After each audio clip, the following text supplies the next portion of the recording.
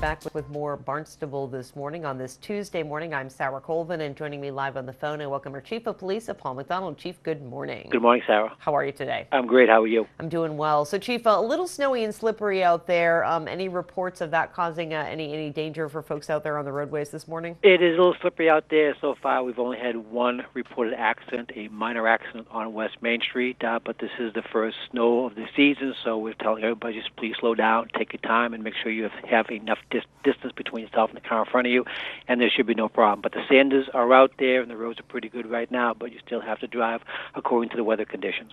Absolutely. So, Chief, of course, that has been a couple of weeks since we've spoken. We've had some holidays in between. Of course, a New Year's Eve, a very significant, lots of people go out, lots of people stay out, lots of people indulge in adult beverages. So tell me a little bit about how things went for New Year's Eve here in Barnstable. New Year's Eve itself, during nighttime, it went pretty smooth. We did have additional patrols out there, additional traffic patrols out there looking for impaired driving. I do not believe we made any arrests whatsoever for operating under the influence of alcohol. So that was a good sign. You know, people are finally get the message that if you do drive, that if you do drink, you cannot drive or have a designated driver with you. There was a significant arrest on New Year's Eve. The drug unit arrested Johnny Vuse, and he's an individual that we've been dealing with for the past 25 years, on and off again. He's been in and out of jail. Again, he was stopped at the corner of Bursaway and Walton Avenue on New Year's Eve, and he was in possession of 16 grams of heroin. So that was a significant arrest, and he's a bad guy that we've been dealing with for a long time. It's good to get him off the street.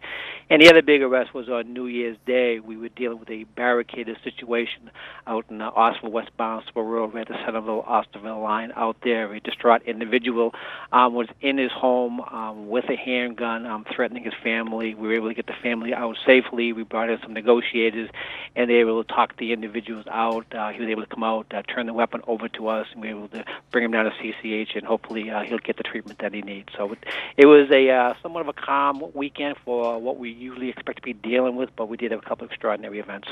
Indeed, and thinking about this time of year, we're past the holidays. Yes. It can be a stressful time of year. It can be an isolating and a dark time of year. So do we typically see kind of an uptick in these more emotionally charged incidents this time of year? You do. It's historically right around Christmas. It starts around Thanksgiving, and as you go through Thanksgiving, Christmas, and New Year's, we always see an increase with the number of incidents involving individuals who might have some mental health issues.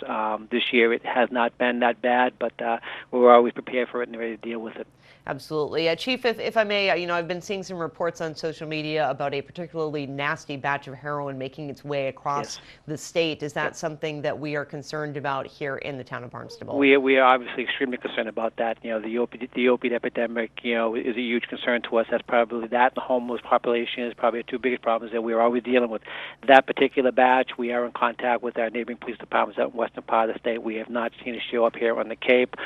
We just did our year-end statistics for the overdoses for last year, and I believe we're up to 147 overdoses for the year with 11 fatalities. And actually, the month of December was probably our lowest number of overdoses. So that batch is out there, but however, it has not made down to the Cape yet. So that number of about 147, how does that compare to the prior year, to 2014? Hang on one second, I will get that for you. Sure. Overdoses in 2014, we had 79 overdoses. In 2015, we had 146. The fatalities in 2014, we had 11. In 2015, we had 11 fatalities again. So the number of fatalities remained the same. It was broken down. In 2014, it was 55 males and 24 females.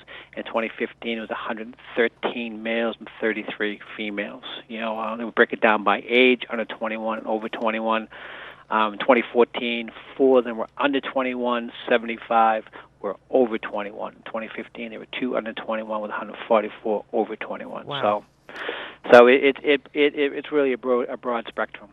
Absolutely, and certainly, again, something as we're thinking about it and dealing with it is something that really touches all aspects of life here. So, Chief, obviously going to continue to be a focus as we head into the 2016 year. Well, as we go into the year-end results, we run our numbers and run our stats and see where we are. But I know our priorities, starting this year and going right through the year, is going to be dealing with the opiate epidemic and also dealing with the homeless population. One's more or less along the criminal lines, and the other one's the quality of life wildlife issue, but we have to address both of them. Absolutely, and again, we've talked about this in the past, but especially on a day like today, where it is much colder than it has been, and the snow is falling. Certainly, the concern is raised for those folks who are living out in the woods. And I know that you and DPW and the Sheriff's Office did do a sweep of the camps recently, but we have seen sometimes those get rebuilt almost right away. They do get rebuilt, but we have been down there over the last weekend. The weather was pretty good, so we did a couple of officers down there. They walked the woods. They walked through the known area where we know the camps are, and all of them were